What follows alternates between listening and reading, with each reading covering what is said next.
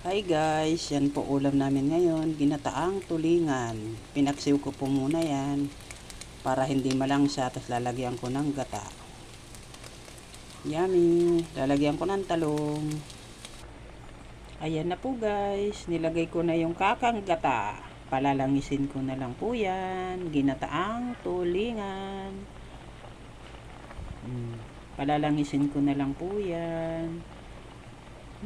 Lagyan ko ng talong, sarap. Yan po ang lunch namin. Ayan na po guys, luto na po siya. Finished product na. Yan po ang ginataan kong tulingan.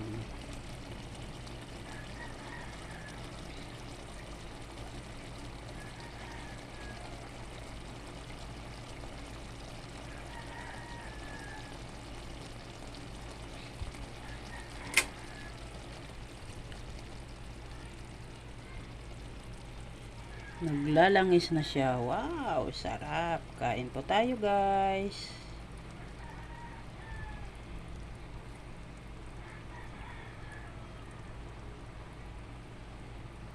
Thank you. Pa-like, pa-share, pa-subscribe ng channel namin. Thank you po.